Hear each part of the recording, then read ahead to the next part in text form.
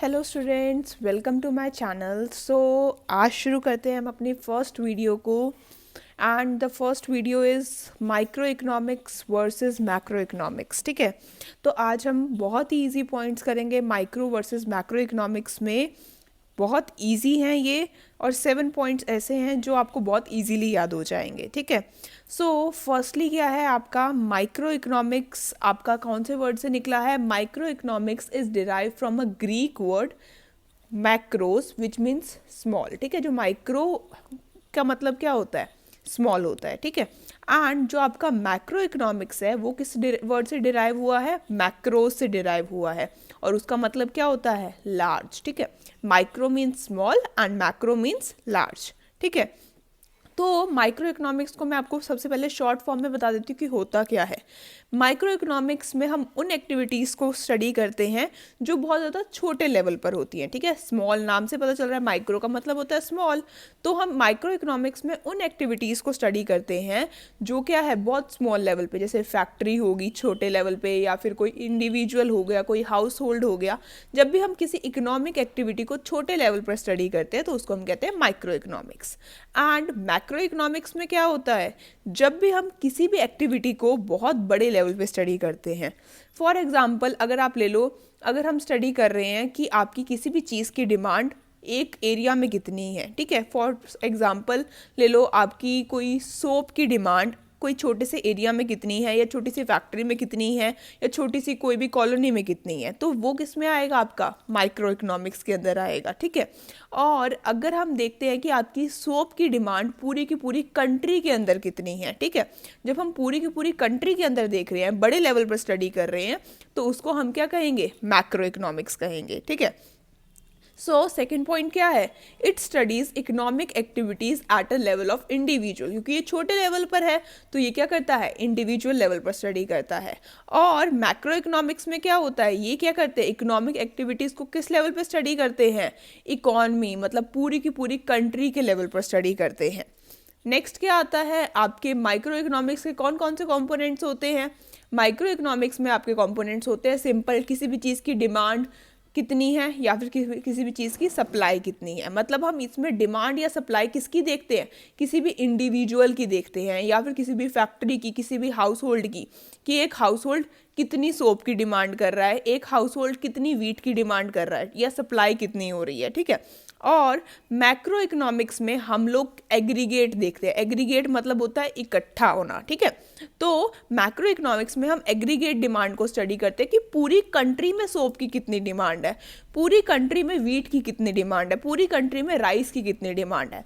ठीक है, तो इसके कंपोनेंट्स क्या हो गए? सिंपल इसके कंपोनेंट्स है डिमांड और सप्लाई, और इसके कंपोनेंट्स क्या हुए? आपके एग्रीगेट डिमांड और एग्रीगेट सप्लाई, है ना। चलो अब आगे चलते हैं फोर्थ पॉइंट पे। It is also referred as theory of price. इसको हम क्या बोलते हैं? थ्योरी ऑफ प्राइस बोलते हैं। ठीक है, इसका अनदर नेम क्या है?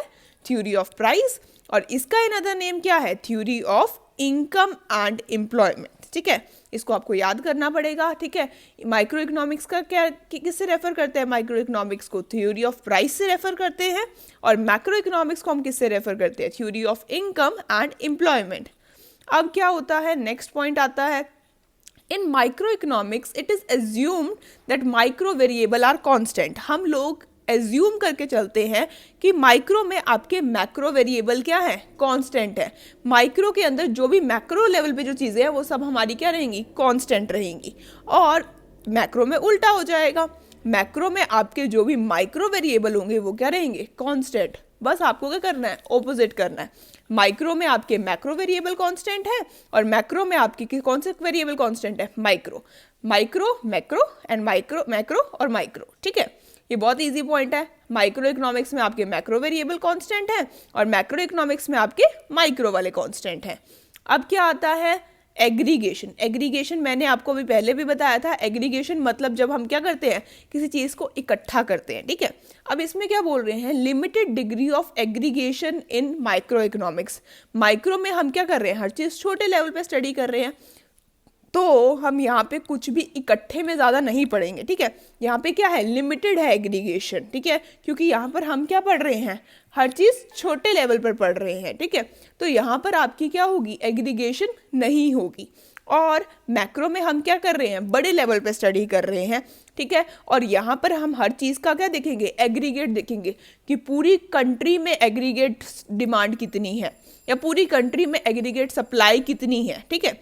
तो यहाँ पर हम क्या कर रहे हैं, लिमिटेड डिग्री ऑफ एग्रीगेशन है, मतलब यहाँ पे हम क्या स्टडी कर रहे हैं कि आपकी एक सोप की डिमांड एक हाउस में कितनी है, ठीक है।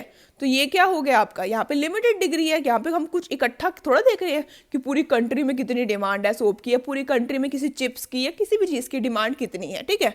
और मैक्रो में हमारी क्या होती है, हाई डिग्री होती है एग्रीगेशन की। क्यों हाई डिग्री होती है, क्योंकि यहाँ पर हमने ऊपर भी देखा था एग्रीगेट डिमांड आया था, यहाँ पर हम हाई डिग्री ऑफ एग्रीगेशन होती है। क्यों एग्रीगेशन होती है, क्योंकि यहाँ पर हम क्या कर रहे हैं, लार्ज लेवल पे स्टडी कर रहे हैं, है ना। यहाँ पे हमारा लार्ज लेवल पे स्टडी हो रहा है, तो हम यहाँ पे इकट्ठे देखते हैं कि पूरी कंट्री की इनकम कितनी है, या पूरी कंट्री में सोप की कितनी डिमांड है, पूरी कंट्री में वीट की कितनी डिमांड है। तो एग्रीगेट यहाँ पर हाई डिग्री होता है। अब लास्ट आता है, लास्ट है हमारा एग्जाम्पल। एग्जाम्पल क्या होगा आपका, देखो माइक्रो इकोनॉमिक्स क्या है, छोटे लेवल पे है, तो यहाँ पर हम देखते हैं सिर्फ इंडिविजुअल की इनकम, ठीक है, कि एक बंदे की कितनी इनकम है या एक फैक्ट्री में लोगों की कितनी इनकम है। और मैक्रो क्या है, आपके बड़े लेवल पर है, तो यहाँ पर हम देखेंगे कि आपकी पूरी कंट्री की कितनी इनकम है। नेशनल इनकम का मतलब क्या होता है कि जब हम क्या देखते हैं, पूरी कंट्री की इनकम देखते हैं। इसका एग्जाम्पल क्या होगा कि इंडिविजुअल की इनकम है। माइक्रो स्मॉल लेवल पे होता है, तो स्मॉल लेवल पे हम एक ही बंदे की इनकम चेक करेंगे, और मैक्रो क्या होता है, बड़े लेवल पर होता है, तो यहाँ पर हम क्या चेक करेंगे, नेशनल इनकम। नेशनल इनकम का मतलब क्या होता है, जब हम पूरी कंट्री की इनकम को चेक करते हैं, ठीक है। ये सारे के सारे पॉइंट्स आई होप सो आपको क्लियर होंगे। अगर आपको कोई भी डाउट है तो आप मुझसे पूछ सकते हो, ठीक है। कमेंट बॉक्स ओपन है, आप यहाँ पे मुझसे पूछ सकते हो। एंड ये हमारी फर्स्ट वीडियो थी, और आई होप आपको ये वीडियो अच्छी लगी होगी, और मैं आगे भी बहुत सारी अच्छी अच्छी वीडियोस लाऊंगी। So keep supporting, like share and comment, ठीक है। Thank you.